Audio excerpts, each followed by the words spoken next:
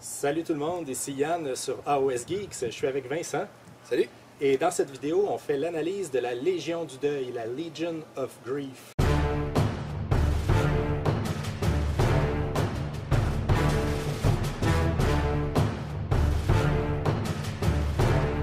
Comme vous pouvez le voir, on est assis à environ 2 mètres de distance parce qu'au Québec, malheureusement, on est en train de vivre la deuxième vague du COVID. Alors, on fait notre effort de guerre et on suit les consignes de la santé publique. Alors, Vincent, la Légion du Deuil, c'est pas une allégeance qui a un battle tome. Peux-tu nous expliquer d'où ça vient? Oui, c'est paru dans le livre Forbidden Power.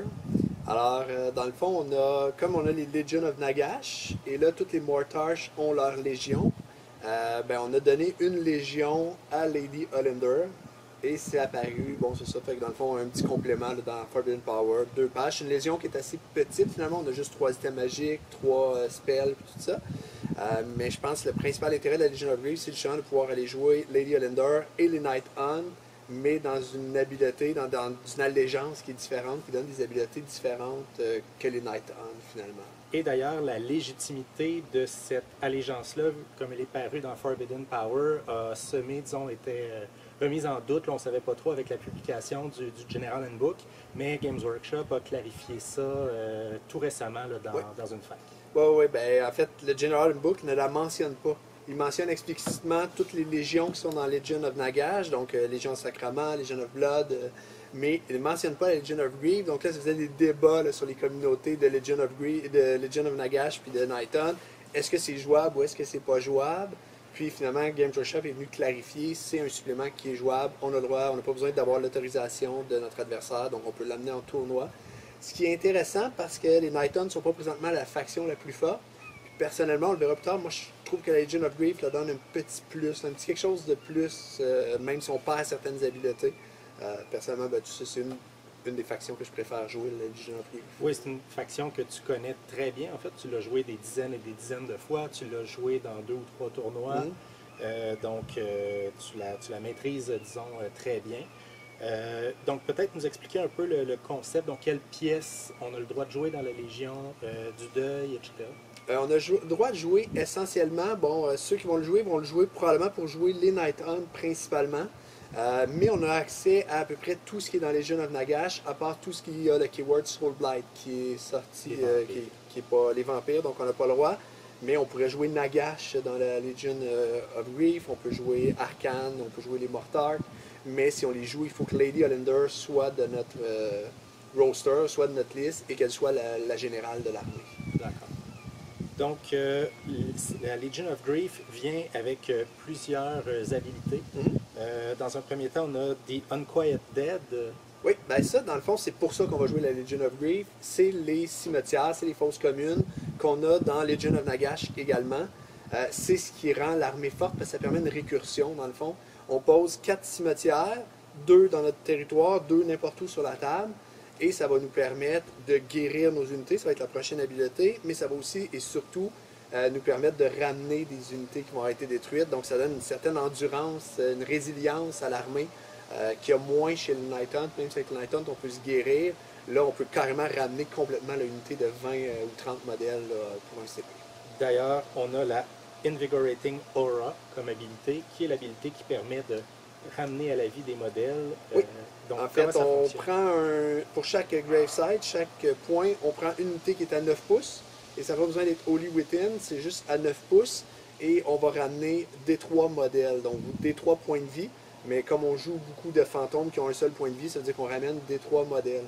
Donc tu l'as vu souvent quand je le joue, quand c'est bien placé, on a parfois 2 ou 3 cimetières qui permettent de ramener 2 ou 3 fois des 3 modèles. Ouais. Ça peut être difficile des fois pour l'adversaire de réussir à nettoyer nos unités. Ouais, j'ai souvent subi un gros bloc de Reapers ou de Harridans qui sont à portée de 2 ou 3 cimetières. Fait que là, tu es en combat, l'adversaire ramène 2 des 3 ou 3 des 3 modèles. Ça donne une très très belle résilience à l'armée. En plus, après ça, du D3 qui va ramener le Necromancer qui va être proche, ou du sort Spectral Lore qui va ramener D6 modèles de Guardian of Soul. Fait qu'avec tout ça combiné, si nos unités ne disparaissent pas, il y a moyen de ramener beaucoup de modèles puis de rester en combat alors que l'adversaire tranquillement s'épuise. Tout à fait. Puis je vais passer tout de suite à la Command Ability. On reviendra aux autres habilités tantôt. Parce que la Command Ability, qui est Endless Legion, les légions sans fin, permet justement de ramener là, des unités qui ont été entièrement détruites. Ouais, pour un point de commandement, on ramène complètement une unité qui a été détruite. La condition, c'est qu'il faut la ramener à l'intérieur de 9 pouces d'un cimetière. Il faut qu'à la fin de la phase de mouvement, le général soit à 9 pouces. Donc notre général est vraiment, vraiment important parce que c'est lui qui permet cette habileté-là. Et je pense que c'est l'habileté qui donne vraiment la force de l'armée, encore plus que les D3 qu'on va ramener ici. Notre adversaire passe un bloc de Reaper, vaut 420 points.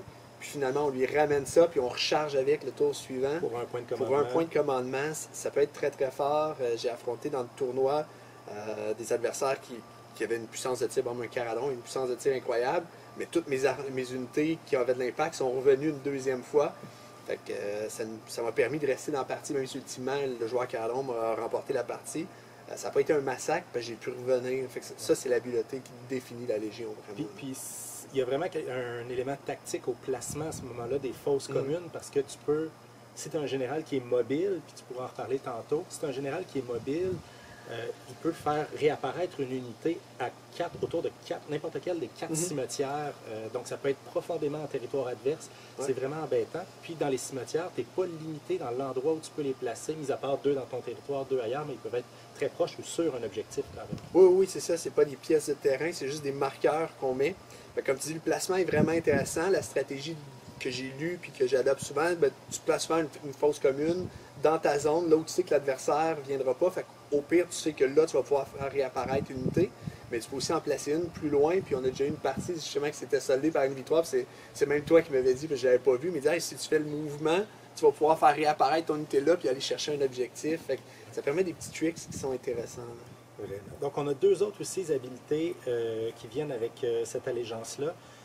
Deathless Minions, qui est essentiellement, je pense, un Feel No Pain. Oui, un Feel No Pain de 6 qui est là sur toute l'armée. En fait, c'est sur les héros, puis là, il faut que tu sois 6 pouces que ton héros soit à 6 pouces de l'unité.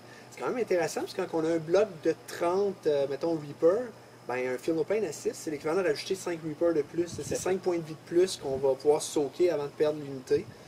Fait que ça, puis c'est sur les héros aussi, fait que ça les protège aussi contre les tirs, la magie. Fait que belle petite habileté. C'est toute la dette, dans le fond, qui a cette habileté-là. C'est ça, mais eux l'ont aussi. C'est classiquement dette. La plupart de tes unités vont avoir, ou tes unités importantes vont avoir une sauvegarde à 4+, qui va être éthérée. Un Feel No Pain à 6 après, donc ça donne une belle résilience. Oui.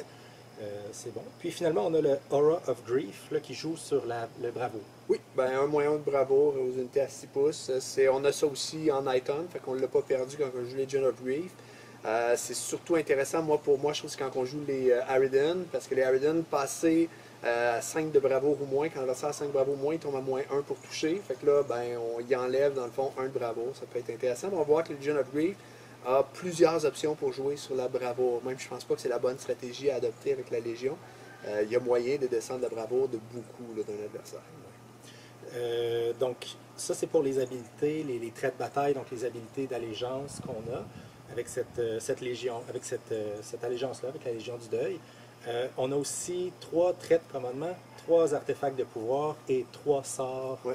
Donc, c'est une petite faction, comme tu le disais. On n'a pas beaucoup de choix, mais quand même, là, il y a une petite diversité qui est là, comparativement, par exemple, avec les Jaws of Mork qu'on a vu. Là, on a un item magique posé, etc. Là, on est plus dans le modèle du Stormhost, en quelque sorte. Là, c'est vraiment une faction avec des choix. C'est comme une demi-faction qu'ils ont faite. Ouais, c'est ça. Donc, si on prend les traits de commandement, il y en a 3. Oui. Qu'est-ce que tu en penses? Dans le fond, le principal, c'est Vassal of the Craven King, qui nous donne, dans le fond, sur 5+, quand on dépense un point de commandement, on peut le récupérer sur 5+. Donc, c'est comme la Brooch qu'on a perdue, qui était dans ma line Sorcery, que plusieurs armées jouaient.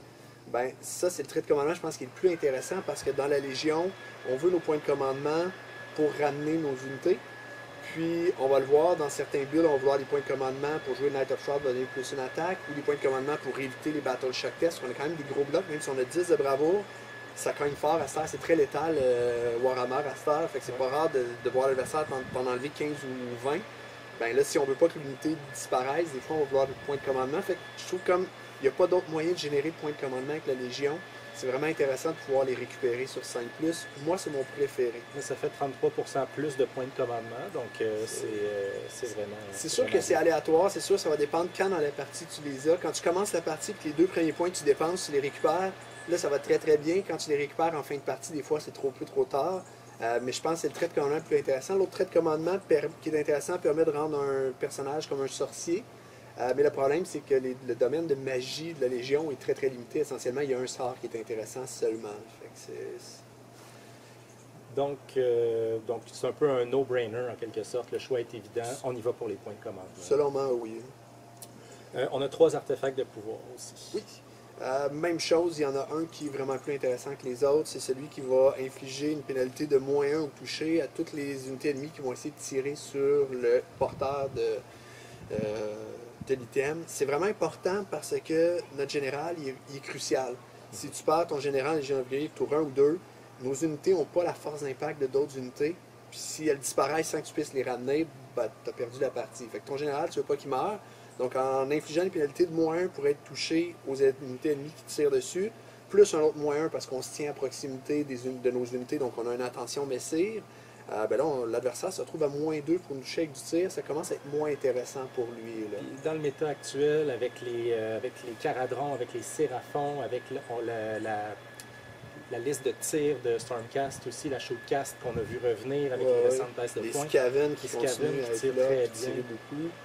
Il y a quand même, dans un tournoi, on va rencontrer beaucoup d'adversaires qui ont une bonne puissance de tir, donc ça devient vraiment important. Ben, un -2, c'est que l'adversaire va y penser parce que là, il va gaspiller beaucoup de tirs. Il va peut-être l'avoir le général, mais c'est un tour où il va concentrer beaucoup d'énergie à pouvoir le tuer, alors que pendant ce temps-là, il ne tuera pas les autres petits personnages, les autres unités, il les affaiblira pas. Fait que je pense que c'est le meilleur item là, qui est à la disposition. Puis si tu parles donc de protéger le général de cette manière-là, c'est que dans ta vision, idéalement, Lady Olinda n'est pas le général. Non, Lady Olinda n'est pas le général. Bon, on fera peut-être une analyse l'autre fois. Elle a accès maintenant à un bataillon intéressant en Nighton qui va bien la protéger. Lady Olinda, c'est un personnage, un héros qui va vouloir être proche des unités ennemies. Elle a des habiletés à 10 pouces, à 6 pouces, je ne me trompe pas, 12 pouces. Fait qu'on veut l'amener en combat, mais elle est très fragile avec son 7 points de vie. Un Field of Pain à 6 seulement, une sauvegarde atterrée de 4+. Donc là, elle a accès à un bataillon pour être joué en Nighton, mais en Legion of Grief, j'aurais pas tendance à la jouer parce qu'on parle le trait de commandement, parce qu'elle est obligée d'être générale. Donc on parle notre Later Brooch finalement, puis on peut pas lui donner l'item pour la protéger sur les tirs. Donc c'est moins intéressant. C'est un peu dommage parce que c'est l'allégeance, la Legion of Grief qui a été faite pour cette Mortarch-là. Puis là, finalement, ben, c'est pas vraiment intéressant de la jouer dans cette allégeance-là. Non, ben c'est souvent le problème avec les personnages nommés. C'est rare qu'on va les mettre généraux parce qu'on veut pas bénéficier des traits de commandement, tout ça. Et là, le problème avec la Légion, c'est spécifiquement mentionné que si on la joue, ou si on joue n'importe quelle Mortarch, on est obligé de jouer Lady Olinda en plus, et elle est obligée d'être le général. Donc si elle est la générale de l'armée, ben, on perd certains bonus intéressants. Fait que, malheureusement, là, en termes de règles, c'est peut-être pas la Légion où elle va briller le plus. Et finalement, on a 3 sorts. Oui, ben en fait, on a un essentiellement, qui est Dread Withering. Ça se casse sur du 5+, et on inflige à une unité ennemie à 18 pouces, -1 à sa sauvegarde d'armure. Comme nos unités qui cognent, les Harridan, les Blade Gaze, les Reapers ont tous déjà un rend de -1. Fait qu'on inflige finalement -2 à la sauvegarde d'armure de l'adversaire. C'est vraiment important. Surtout que là, on commence à avoir beaucoup d'unités avec du 3+, qui reroule les 1, du 4+, qui reroule leur save complètement. Je pense que c'est la Mortal Guard. Ben là, ou le Triomphe lui-même, qui permet de rerouler les saves si l'adversaire l'a roulé. Donc là, passer d'une save de 3 à une save de 5, c'est pas mal moins. Même si tu la roules, là, les attaques vont commencer à passer. Ça, c'est vraiment le sort de la Légion. J'ai fait moi-même et j'ai vu des listes sur Internet de joueurs qui mettaient ce sort-là à tous leurs spellcasters. Nos spellcasters, comme le Nécromancien, ont déjà un bon sort lui-même. Le Guardian of Soul aussi. Fait qu'on leur donne tout ce deuxième sort-là. Puis celui qui est le mieux positionné va caster Dread Withering. Les 2 autres sorts sont pas inintéressants. Le problème, c'est que c'est des sorts qui se cassent sur du 8. Il y a un sort notamment qui va enlever le détroit à la bravoure, mais ça se casse sur du 8, donc tu le réussis moins de la moitié des fois. Et à part si on joue Reknor ou qu'on joue Arcane ou qu'on joue un Corpse Card, on n'a pas moyen d'avoir des bonus pour caster. Puis en plus de ça, le métal actuel, il y a des gens qui jouent des Croates qui sont capables de dissiper partout sur la table, des Teclis, tout ça qui vont dissiper automatiquement le sort. Donc, c'est pas très fiable, là, les deux sorts. Le casting value est trop élevé. Là. Donc, on a fait le tour des caractéristiques, des bonus, des items, de tout ça qu'on peut avoir. Quelles seraient les principales stratégies tactiques que tu suggérerais aux joueurs qui jouent, qui veulent jouer Legion of Grief? Ouais. Ben, commencer par mettre le Dreadblade Arrow comme général. Ça a été une erreur que j'ai fait longtemps. J'ai pas vu à quel point il est utile. Mais le Dreadblade Arrow, c'est un Knighton, c'est un cavalier Knighton qui peut se téléporter. Ouais. Donc, c'est facile de l'amener à 9 pouces du Graveside qui est libre où on va pouvoir faire revenir notre unité. Puis comme le Graveside, dans le fond, comme tu dis, on n'est pas obligé de le faire apparaître au milieu du Graveside, on peut le faire apparaître à 9 pouces par là, 9 pouces par là. Fait que pour l'adversaire, à moins d'être directement sur le Graveside, c'est difficile d'empêcher qu'on ramène notre unité. Et là, si on a un Dreadblade Arrow, ben, on va pouvoir ramener, c'est pas mal certain qu'il y a un de nos Graveside qui va être disponible. Donc ça, c'est une pièce qui est assez essentielle là, comme général. Puis en plus, comme il se téléporte, on peut le laisser très très loin pour pas qu'il se fasse tirer. Puis on l'amène juste à la dernière minute pour faire réapparaître notre bloc.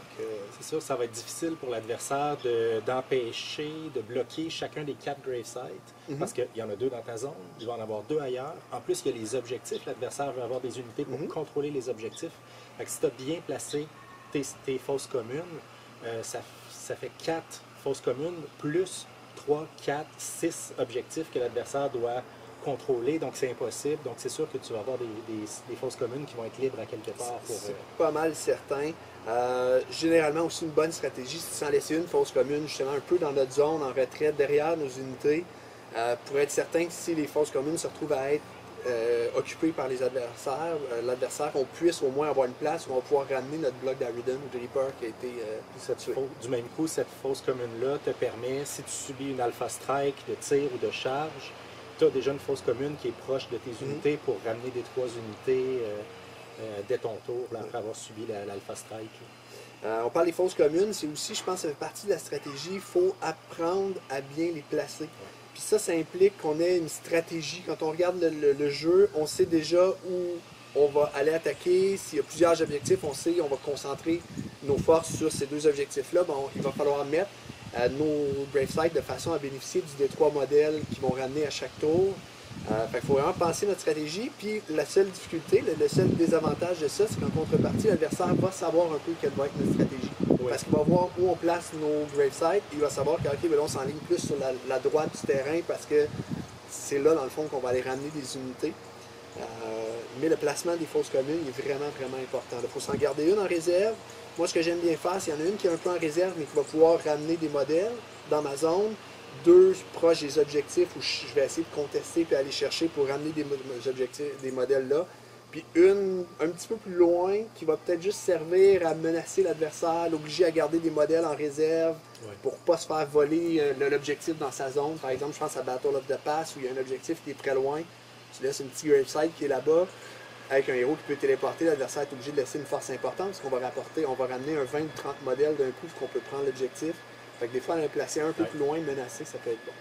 Donc Vincent, il y a une autre tactique aussi qu'on voit parfois employer, c'est la Bravery Bomb, qui joue sur la bravoure en fait de l'adversaire, mais toi, ça ne te convainc pas du tout. Non, on a vraiment les outils pour le faire.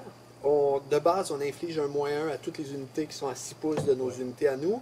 On a un trait de commandement qu'on pourrait donner à un commandant qui fait en sorte que les unités ennemies qui sont à proximité vont avoir un malus à leur bravoure. Et on a un spell qui peut diminuer de D3 à la bravoure.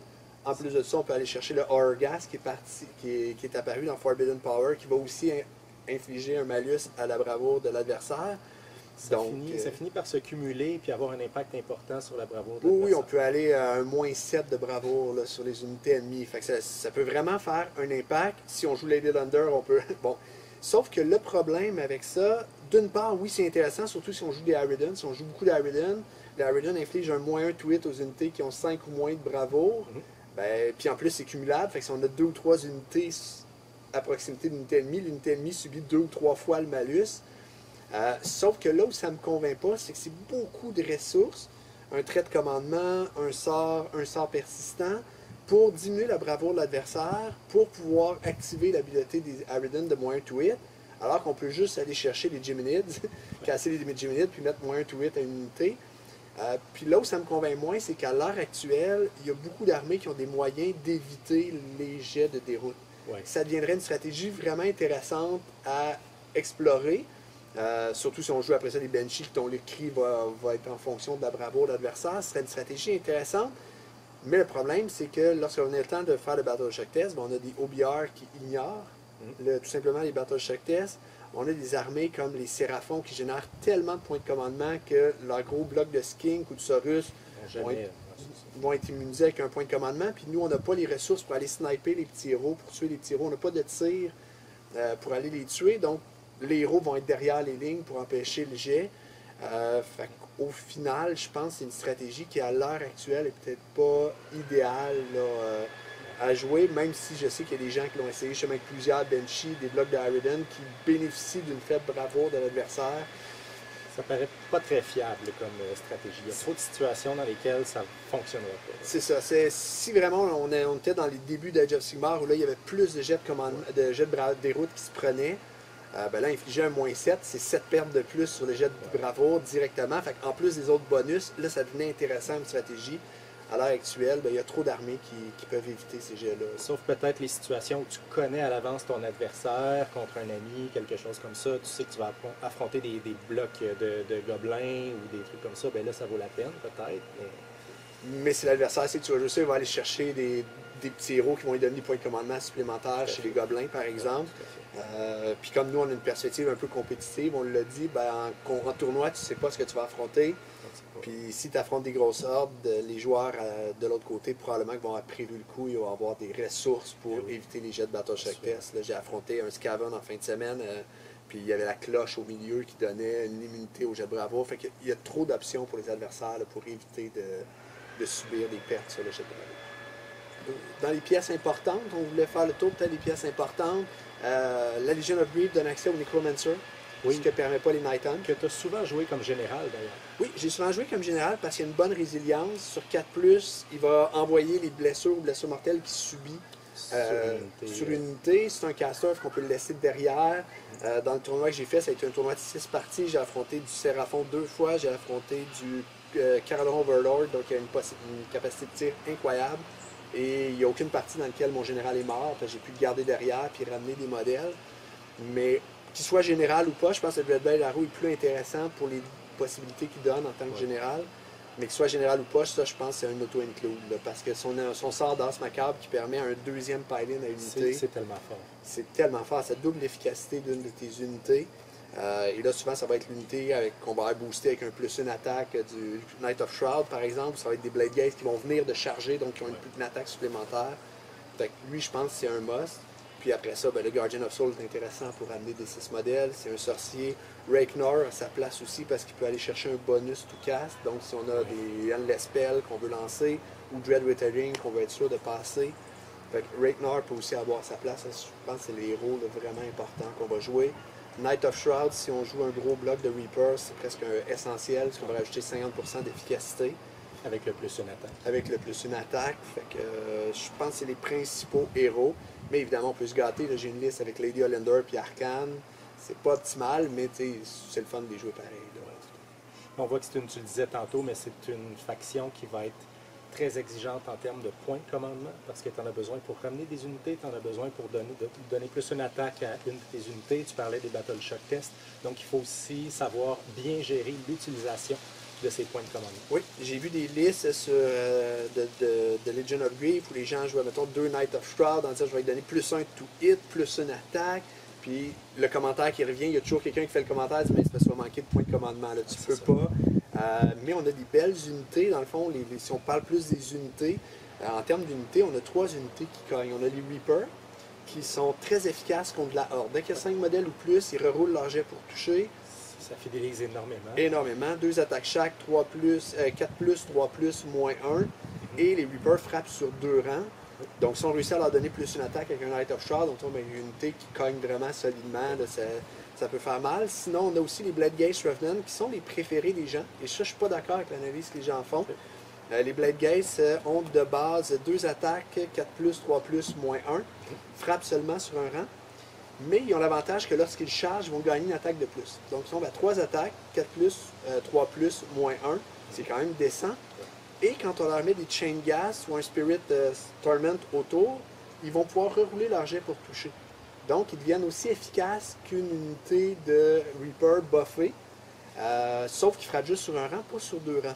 C'est déjà une grosse différence. C'est une grosse différence. Puis, on parle d'une unité qui va nous coûter 90 points pour 5 modèles.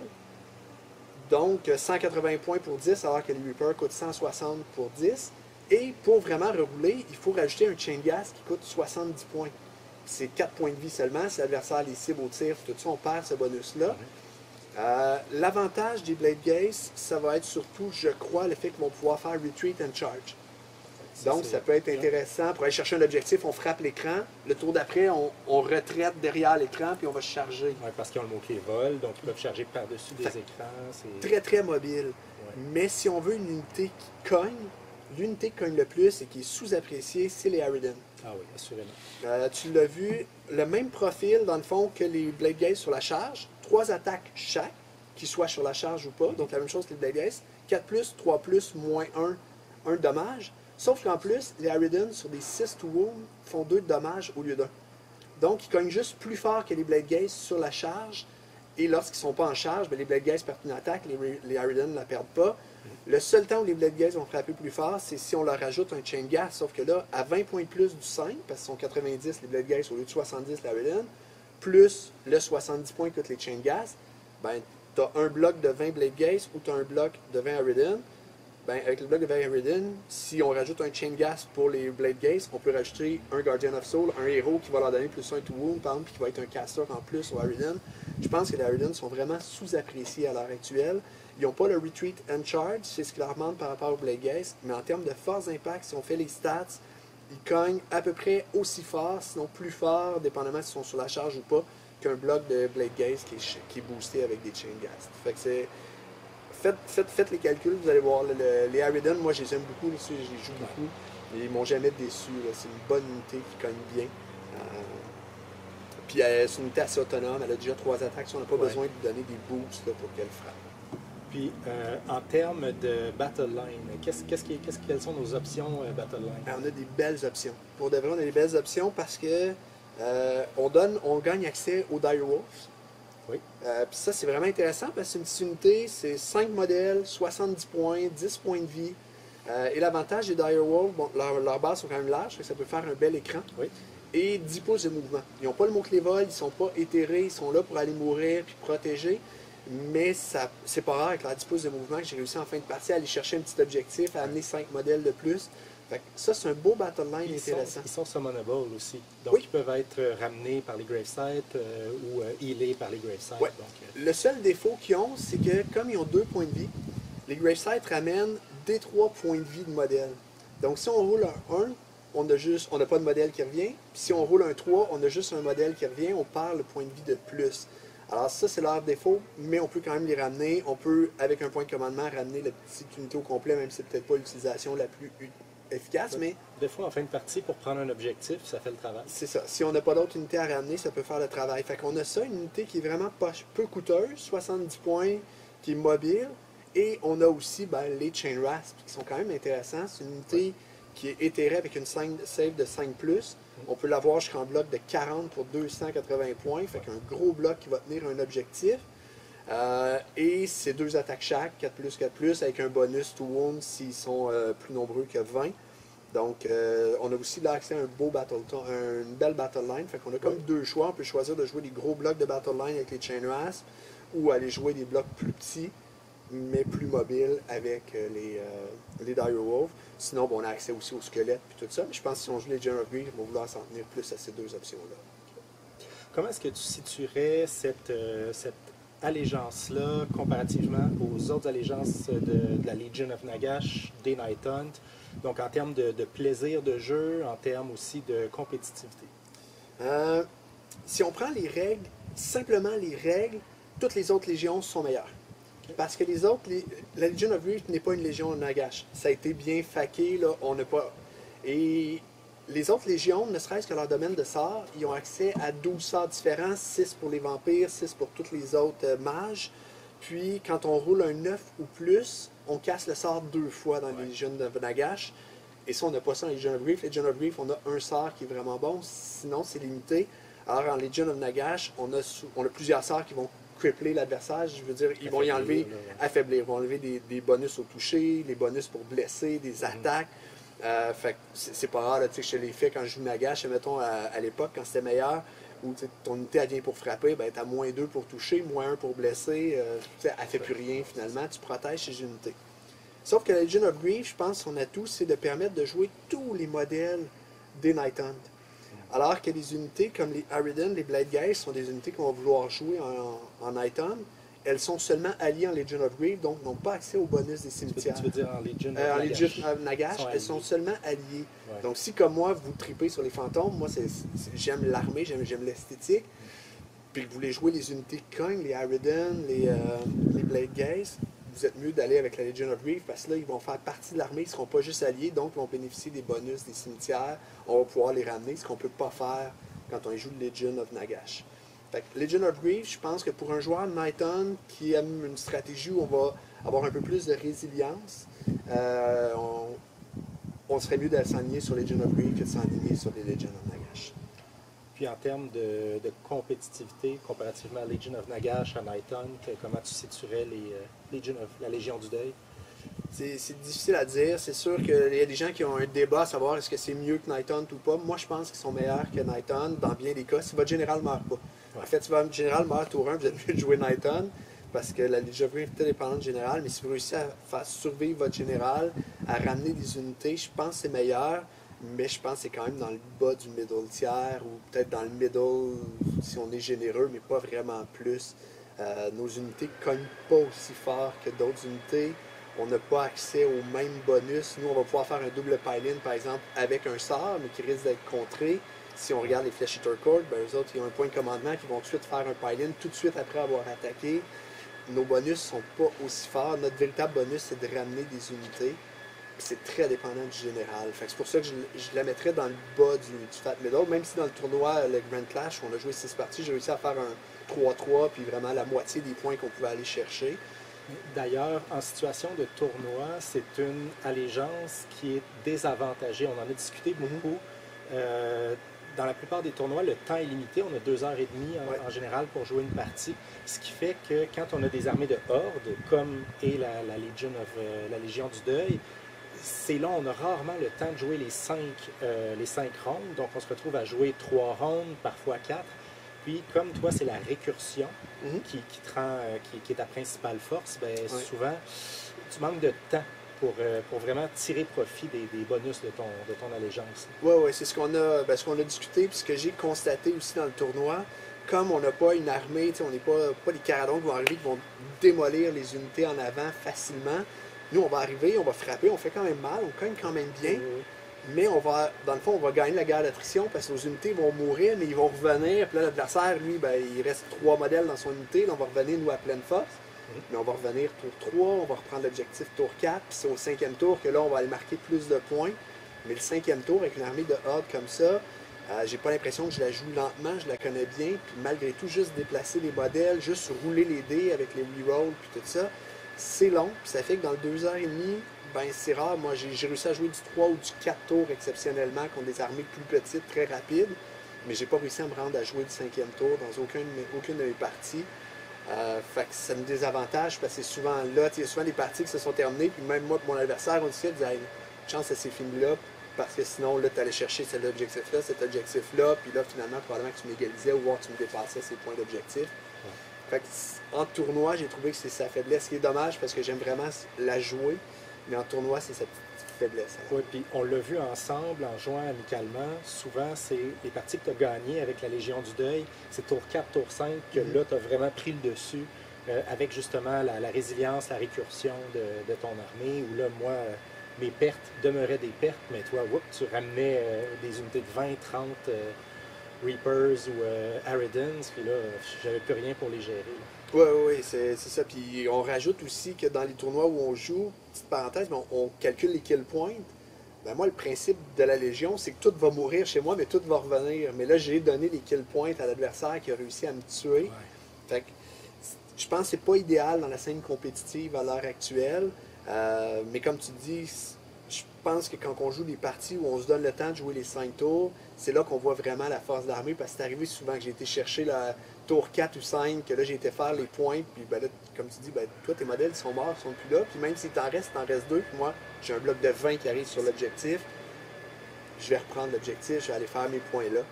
Fait que si quelqu'un est capable de jouer en 2h30, qui m'explique comment, mais quand on affronte une armée qui, elle aussi, a beaucoup de modèles de l'autre côté, ça devient difficile. Là. Donc, en conclusion, c'est une belle légion pour ceux qui aiment vraiment de la récursion, de l'endurance et tout ça. Une autre manière de jouer les modèles Night Hunt. Oui. Voilà, mais par contre, sur la scène compétitive, un peu plus difficile, mais en amical, quand on a le temps de jouer tous nos tours, c'est une belle armée qui peut tirer son épingle du jeu. Oh, j'ai affronté, t'as une belle diversité d'armées, je les ai toutes affrontées, puis je pense contre chacune des armées, je peux bien m'en tirer. Là, fait que c'est vraiment une belle faction qu'ils ont faite. Je suis vraiment content que Games Workshop a dit, ben, officiellement, la faction continue d'exister. Donc, bien, sur ça, j'espère que vous avez apprécié cette vidéo. Si vous avez des commentaires, des suggestions à nous faire, si vous avez de l'expérience avec la Légion du Deuil, n'hésitez pas à laisser des commentaires. On lit, on répond à pas mal. Bon, on lit tous les commentaires, on essaie de répondre aussi à tous les commentaires. Alors voilà, sur ce, bon wargaming!